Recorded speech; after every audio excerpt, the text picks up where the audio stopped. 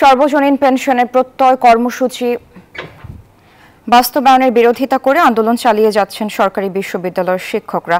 অন্যদিকে কর্মসূচি বাস্তবায়নে কঠোর অবস্থানে রয়েছে সরকার। সকাল 11টা থেকে কর্মসূচি শুরু করে তারা। ঢাকা, রাজশাহী, চট্টগ্রাম, জাহাঙ্গীরনগর, জগন্নাথ, বুয়েট সহ দেশের 39টি বিশ্ববিদ্যালয়ের শিক্ষকরা প্রত্যয় বাতিল সহ মোটা দাগে 3 দাবিতে ক্লাস, পরীক্ষা, প্রশাসনিক কার্যক্রম বর্জন করে আন্দোলন চালিয়ে যাচ্ছেন। এই আন্দোলনের শরিক হয়েছেন এসব বিশ্ববিদ্যালয়ের কর্মকর্তা কর্মচারীরাও। 1 জুলাই চালু হওয়া প্রত্যয়ের বিরুদ্ধে ওঠা শিক্ষকদের আপত্তিগুলো খণ্ডন করে পাল্টা যুক্তি দেওয়া হচ্ছে সরকারের পক্ষ থেকে। তবে আন্দোলনকারী শিক্ষকেরা এসব যুক্তি মানছেন না।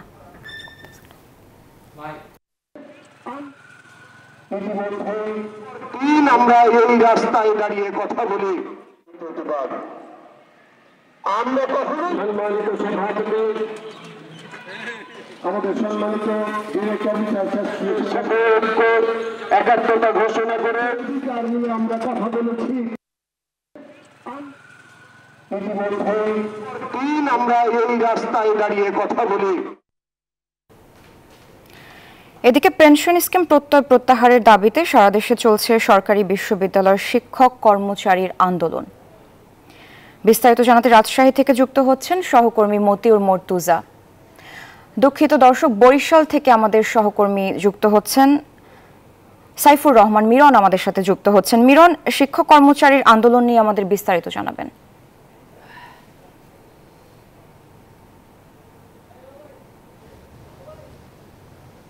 ধন্যবাদ সারা। জানেন যে সারা দেশের সরকারি অর্থাৎ পাবলিক বিশ্ববিদ্যালয়ের শিক্ষক কর্মকর্তা কর্মচারীদের যে পেনশন প্রত্যয় স্কিমের বিরুদ্ধে যে অবস্থান কর্মসূচি এবং কর্মবিরতি সেটা কিন্তু চলছে।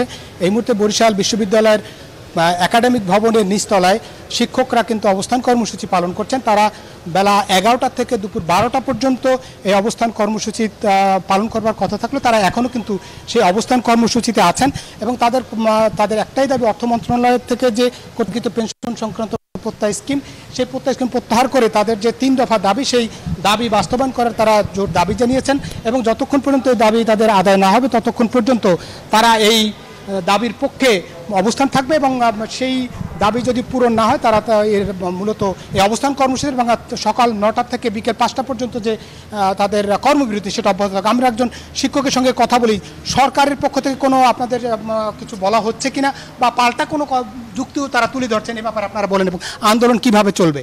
আচ্ছা, ধন্যবাদ। প্রথমেই আপনাদেরকে জানাচ্ছি, আপনারা জানেন আজকে আমরা 11তম দিনের মতো অবস্থান কর্মসূচিতে রয়েছি। তো প্রথম কথা যেটা বলতে হয়, আমরা সাধারণ শিক্ষক, বিশ্ববিদ্যালয়ের শিক্ষক যারা রয়েছে, আমরা আসলে যে কোনো ইস্যুতে মাঠে নামি না। তো আজকে আমরা কেন রাজপথে? আজকে 11টা দিন ধরে আমরা যে এই যে অবস্থান কর্মসূচিতে রয়েছি, দেখুন আমরা কিন্তু বাসায় বসে নেই, আমরা আমাদের কর্মক্ষেত্রে এসে, এবং আমি দর্শন বিভাগের বিভাগীয় প্রধান, আমার অনেকগুলো মাথায় কিন্তু চিন্তা, অনেকগুলো দায়িত্ব। এই যে সেশন জেটের যে সমস্যাটা গোটা বাংলাদেশ জুড়ে, এটা কিন্তু একটা বড় সমস্যা। আমরা কিন্তু এগিয়ে নেওয়ার চেষ্টা করছি, কিন্তু দেখুন আজকের যে পরিস্থিতি তৈরি হয়েছে, বা আপনারা যারা বলছেন গণমাধ্যম কর্মীরা আমাদের সাথে অবশ্যই সঙ্গতি বা সহযোগিতা করছেন, কিন্তু একটা বিষয় বারবার আসছে যে ছাত্ররা সেশন জটে। দেখুন এটা আমি সবসময় যেটা বলি, এটা বিশ্ববিদ্যালয় যেখানে আসলে আমরা মুক্ত জ্ঞান বুদ্ধি এগুলোর চর্চা করি, শেখাই, আলোকিত হওয়ার জায়গা। তো আমার বিশ্বাস, আমি বলবো যে আমার ছাত্ররা এরা বুঝবে যে যেমনটা বলছিলেন শিক্ষকরা যে তাদের যে চিন্তা রয়েছে যে তারা সেশন জট হতে পারে, সেই চিন্তাটি তাদের মাথায় রয়েছে এবং তারা চাচ্ছেন যে এটি একটি যৌক্তিক সমাধান সরকার খুব শীঘ্র নেবেন, এমনটাই প্রত্যাশা করছেন এবং সেই প্রত্যাশা পূরণ হলে তারা আবার শ্রেণীকক্ষে ফিরে যাবেন এবং শিক্ষার্থীরা যে পিছিয়ে পড়ছেন সেটা তারা পুষিয়ে নেবেন, এমনটাই জানিয়েছেন বরিশালের শিক্ষক নেতৃবৃন্দ। এবং শিক্ষকরা অবশ্যই চান যে সরকার একটি ইতিবাচক পদক্ষেপ গ্রহণ করবেন। এই ছিল বরিশাল বিশ্ববিদ্যালয় থেকে আমার কাছে শিক্ষকদের অবস্থান কর্মসূচি এবং কর্মবিরতির সবশেষ তথ্য। ফিরছি স্টুডিওতে সারা।